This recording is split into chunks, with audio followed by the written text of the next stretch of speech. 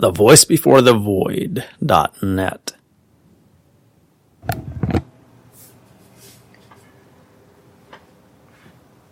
A Clean, Well-Lighted Place by Ernest Hemingway. It was very late, and everyone had left the cafe, except an old man who sat in the shadow the leaves of the tree made against the electric light. In the daytime the street was dusty, but at night the dew settled the dust, and the old man liked to sit late because he was deaf, and now at night it was quiet, and he felt the difference. The two waiters inside the cafe knew that the old man was a little drunk, and while he was a good client, they knew that if he became too drunk, he would leave without paying, so they kept watch on him. "Last week he tried to commit suicide," one waiter said. "Why?" "He was in despair." "What about?" "Nothing." "How do you know it was nothing?" "He has plenty of money." They sat together at a table that was close against the wall near the door of the cafe, and looked at the terrace where the tables were all empty, except where the old man sat in the shadow of the leaves of the tree that moved slightly in the wind. A girl and a soldier went by in the street. The streetlight shone on the brass number on his collar. The girl wore no head covering and hurried beside him. "The guard will pick him up," one waiter said. "What does it matter if he gets what he's after?" "He had better get off the street now. The guard will get him. They went by 5 minutes ago." The old man sitting in the shadow rapped on his saucer with his glass. The younger waiter went over to him. "What do you want?" The old man looked at him. "Another brandy," he said. "You'll be drunk," the waiter said. The old man looked at him. The waiter went away. "He'll stay all night," he said to his colleague. "I'm sleepy now. I never get into bed before 3 o'clock. He should have killed himself last week." The waiter took the brandy bottle and another saucer from the counter inside the cafe and marched out to the old man's table. He put down the saucer and poured the glass full of brandy. "You should have killed yourself last week," he said to the deaf man. The old man motioned with his finger. "A little more," he said. The waiter poured on into the glass so that the brandy slopped over and ran down the stem into the top saucer of the pile. "Thank you," the old man said. The waiter took the bottle back inside the cafe. He sat down at the table with his colleague again. "He's drunk now," he said. "He's drunk every night." "What did he want to kill himself for?" "How should I know?" "How did he do it?" "He hung himself with a rope." "Who cut him down?" "His niece." "Why did they do it?" "Fear for his soul." "How much money has he got?" "He's got plenty." "He must be 80 years old." "Anyway, I should say he was 80. "I wish he would go home. I never get to bed before 3 o'clock. What kind of hour is that to go to bed?" "He stays up because he likes it." "He's lonely. I'm not lonely. I have a wife waiting in bed for me." "He had a wife once, too." "A wife would be no good to him now."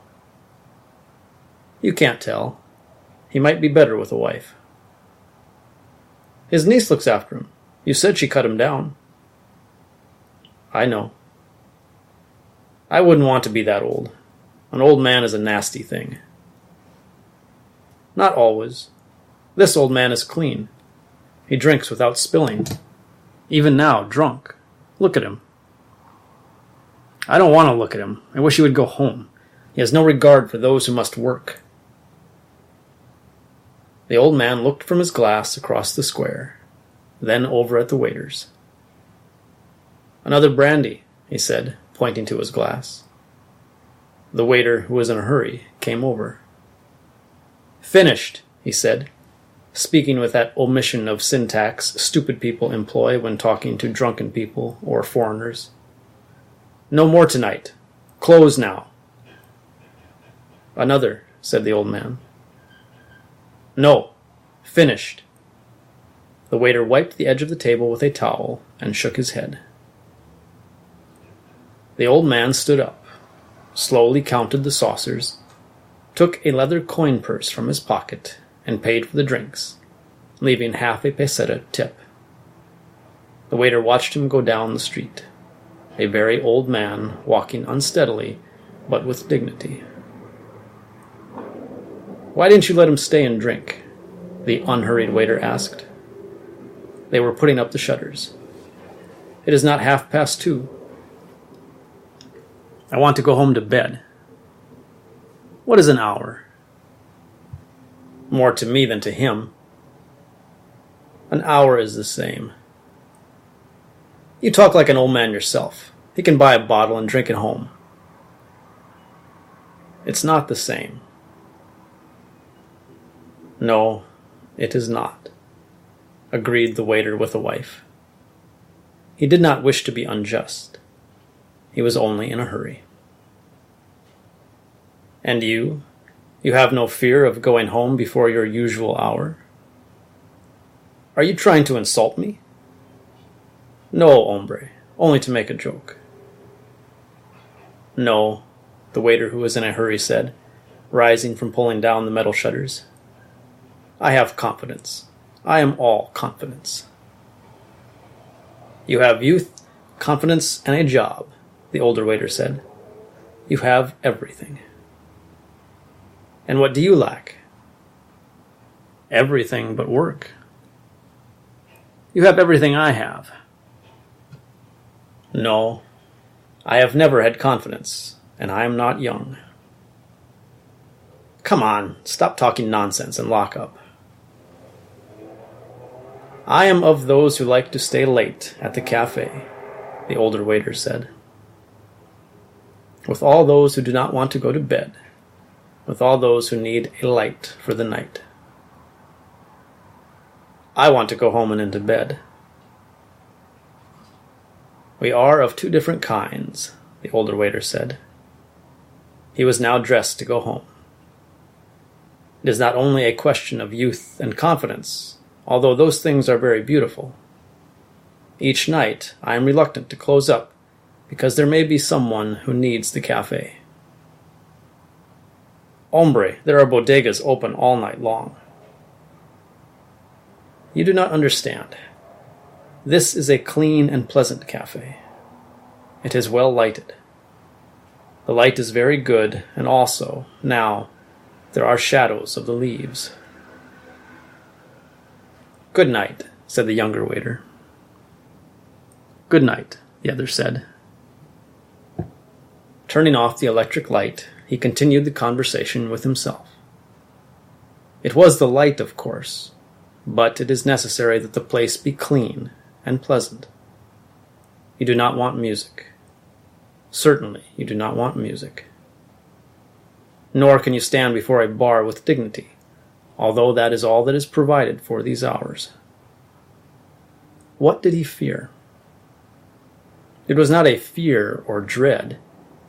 It was a nothing that he knew too well. It was all a nothing, and a man was a nothing too. It was only that, and light was all it needed, and a certain cleanness and order. Some lived in it and never felt it, but he knew it all was nada, y pues nada, y nada, y pues nada. Our nada, who art in nada, nada be thy name, thy kingdom nada, thy will be nada, in nada as it is in nada. Give us this nada, our daily nada, and nada us our nada, as we nada our nadas, and nada us not into nada, but deliver us from nada, pues nada. Hail nothing, full of nothing. Nothing is with thee. He smiled and stood before a bar with a shining steam pressure coffee machine. "What's yours?" asked the barman. "Nada." "Otro loco más," said the barman, and turned away. "A little cup," said the waiter. The barman poured it for him. "The light is very bright and pleasant, but the bar is unpolished," the waiter said. The barman looked at him, but did not answer. It was too late at night for conversation. "You want another copita?" the barman asked. "No, thank you," said the waiter, and went out. He disliked bars and bodegas. A clean, well-lighted cafe was a very different thing. Now, without thinking further, he would go home to his room. He would lie in the bed, and finally, with daylight, he would go to sleep. After all, he said to himself, it's probably only insomnia. Many must have it.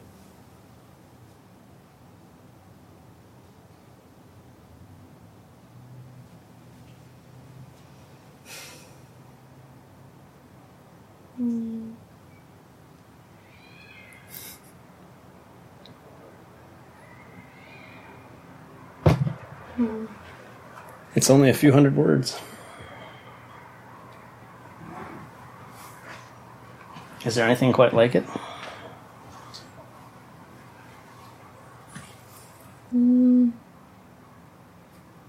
I don't think I've ever heard or read a story that so easily pinpointed